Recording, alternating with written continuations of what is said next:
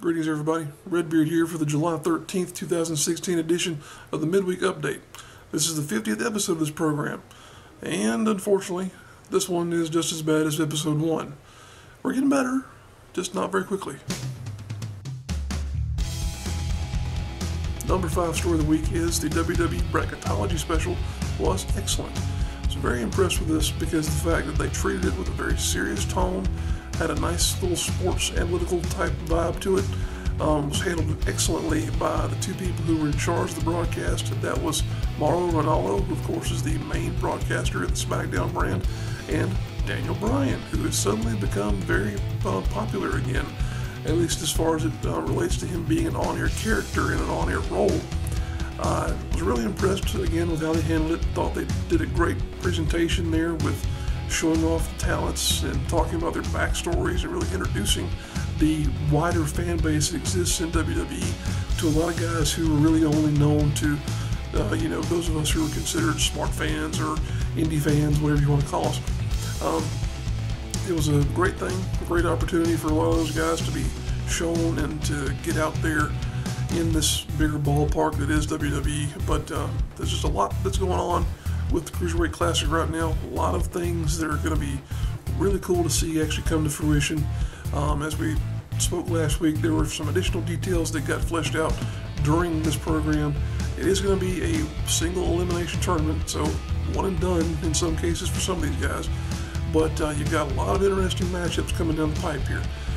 We have not gotten, of course, any type of inclination as to what's going to be happening in the second and third rounds, but spoiler alert, we do know a few things about what happened in the first round, and because of that, like I mentioned here a moment ago, there are some interesting matchups coming in the second and third rounds. Some scenarios that are really, how will we say, rare, and some things that will really be cool to finally get to see happen. And it's going to be taking place, of course, in a WWE ring, which is, I'd say, marvelous because they're treating this right. They're giving it the amount of levity that it deserves, and really showing a lot of respect to Cruiserweight Wrestling, which is fantastic. So we're looking forward to seeing what happens with the remainder of the tournament, and who knows what may happen on down the road with Cruiserweights as it relates to the rest of the roster and the rest of the WWE product. Number 4 story of the week is that WWE Draft Plans seem to be finally taking shape. And I'm emphasizing the word seem because this stuff is always changing, as you know.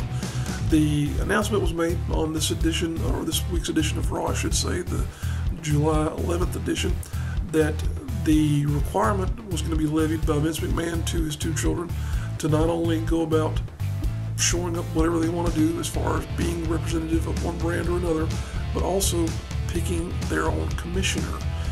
I know we're getting a little bit deep in terms of these titles and these on-air roles of matchmaker and whatnot, but I guess this is how they continue to flesh things out and how they continue to make interesting political,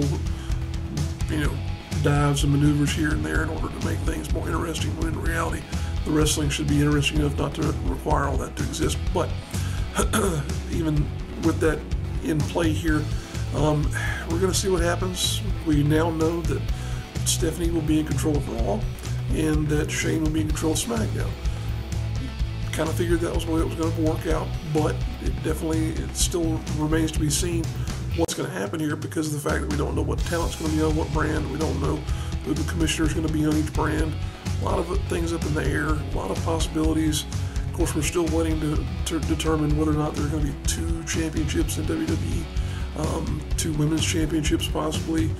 We don't know anything about what's going on in the tag team division right now because the New Day and the Wyatts are suddenly embroiled in a fracas that has no real conclusion in sight. But a lot of this is going to be coming to a head by next week because that's when the draft happens on the first live edition of SmackDown, July 19th. Whew, a lot going on right now, a lot to absorb, but this is going to be one of those reset type scenarios to where things change and things get to a point where, hey, we can have anything happening. So we're looking forward to seeing what happens. It's going to be a whirlwind, I'm sure, but we'll be tuned in for sure next Tuesday on the USA Network when SmackDown goes live. Number 3 story of the week is a roundup of TNA news involving Billy Corgan's involvement with the company. as well as the company's move to Thursday nights. Now we'll start with the latter part of their introduction first. The idea of them moving to Thursdays has been kind of a long time coming here because of when WWE announced they would be moving the SmackDown program to Tuesday nights. Everybody expected this to come, and it took them a while to actually admit this is happening, but here we are. They again have more or less been forced to concede the high ground, if you want to call it that, to WWE. Everything they've done here within the past couple of, you might as well say 2 years, has been more or less a result of either the product as a whole going downhill or because of a maneuver that WWE has made. From the situation in Orlando deteriorating because of the fact that the Performance Center and so many WWE talents exist in that area, to the fact that they've had to change networks and now change nights here twice within, again, a 2-year period. You just don't see this in a successful program, and they've had to do it multiple times. So we'll see if the move to Thursday does anything for them. I don't think we'll see any notable improvement by it, but who knows. The other end of this roundup of news, as I mentioned, is the fact that Billy Corgan is apparently now at least a partial owner in TNA. He's been fronting some money for the company. He's been given what we've been reading is at least a partial stake in the company. Of course, the rumors have persisted that the sale of TNA is all but done, but it doesn't look like he's going to be the majority owner. It looks like whoever that winds up being is going to take control at some point soon, as there have been reports coming from the Wrestling Observer that it's almost done, that the situation has come to a head, as Dave Meltzer reported. But it looks like, regardless of what happens, that Dixie Carter is still going to be retained as president, and I don't know if that's going to be a fantastic thing, but we'll wait and see. Yeah, still, TNA is still TNA. Afraid so.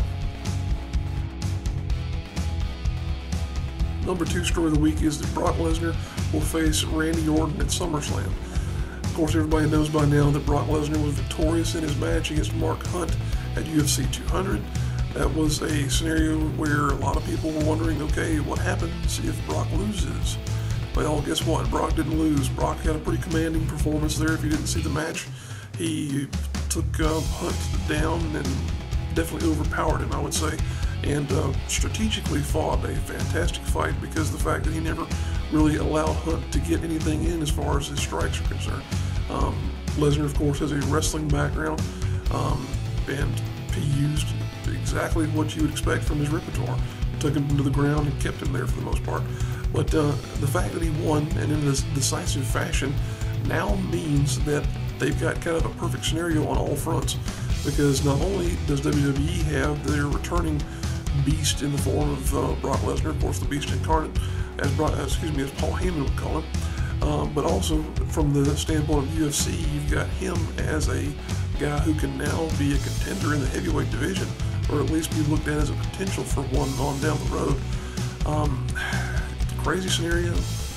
Amazing to consider the fact that Brock has been such a dominant competitor no matter where he goes, except the NFL seemingly, but just great for everybody involved, because it creates a whole bunch of potential opportunities. The one person who might be the low man or the guy holding the menu, or excuse me, holding the bill at the end of the day though, might be Randy Orton, because he's returning from injury, hadn't been in the ring since I think December or so of last year, and yet this is where he's being reintroduced. I kind of hate it for him, because this is definitely not going to go his way. Not if WWE's smart, and I don't think this is how the UFC would want it to go either, with him potentially losing. Lesnar, that is. But we'll have to wait and see. A lot of potential out here, like I mentioned, for tie-ins and products and whole 9 yards there, but Brock Lesnar is definitely the real deal as it comes to combat sports. And the number 1 story of the week, of course, is our reaction to the final deletion of Brother Nero, as Broken Matt Hardy would say. I cannot say enough about how enjoyable this was from a payoff standpoint. It's very weird, very bizarre, very highly produced, obviously, because this looked like it was more of a movie than a wrestling match. But you had so many players involved that when you absorb the entire thing, and I've watched it 4 or 5 times from start to finish, it really was just captivating and rather enthralling a number of points there, both in terms of its oddity, but also in terms of the story that was presented. Just great stuff. It may be the best thing that TNA has done, at least in the past 5 years. And I don't even want to call it something that TNA has done, because really and truly it seemed like that was more or less just the, you might as well say, the baby, and all due respect to little Maxwell there, but the baby of Matt and Jeff, because I think they were pretty well in control of that whole thing there. And people, for a while have thought, oh, what is this thing Matt Hardy's doing now?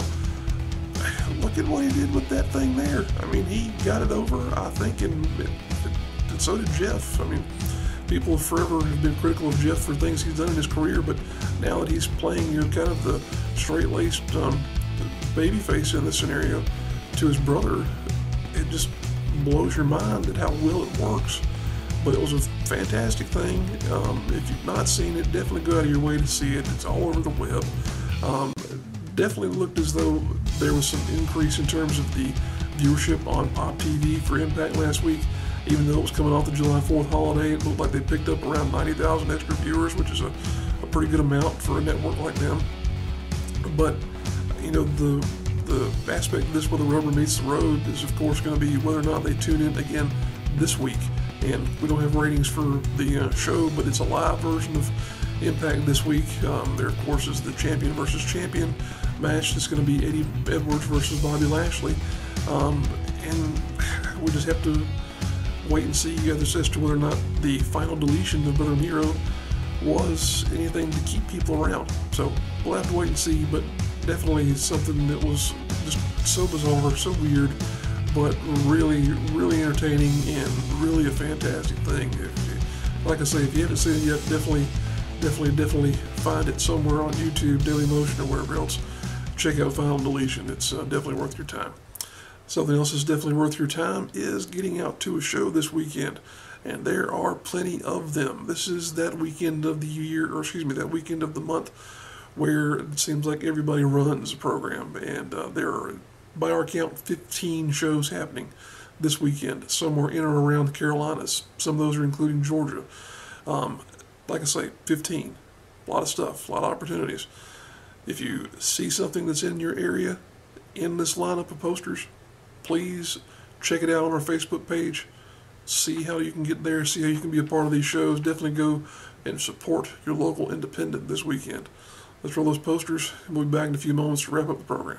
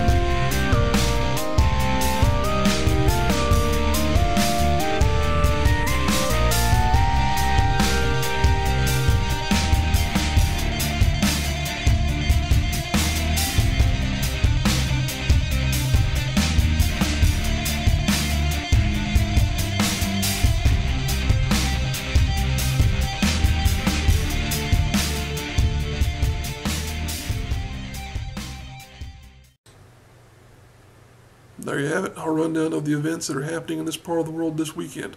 Definitely would encourage you, if you are in the area, to go check out the Peach Festival in Gaffney, South Carolina, as Battle Zone Wrestling will be presenting a big card up there. Totally free admission from 5 to 7 p.m. again in Gaffney, South Carolina. Also want to point out the Mucha Lucha Atlanta show. I am going to that show. That is going to be a pretty awesome thing because of the fact that it stars several guys from the Lucha Underground promotion. Drago, Phoenix, and Pentagon Jr. Cero Miedo. Yeah, had to throw it in there. But looking forward to that program.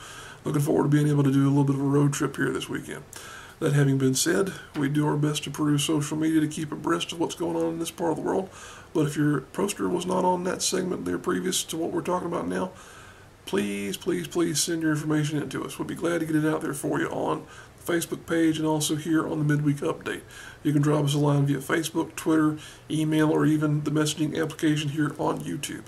Any way you've got to get a hold of us, we'll be glad to put your stuff out there for you. It's a big part of what we do, sharing information about the local promotions and talent that exist in this part of the world. All that having been said, appreciate you guys tuning in. If you enjoy the program, go and click that like button. And if you really like what we've got on the channel here, go and click subscribe. That way you'll be the first to know when we've uploaded something new like a midweek update, a main show, or match videos. All kinds of good stuff in that regard on the channel right now for you to check out and enjoy.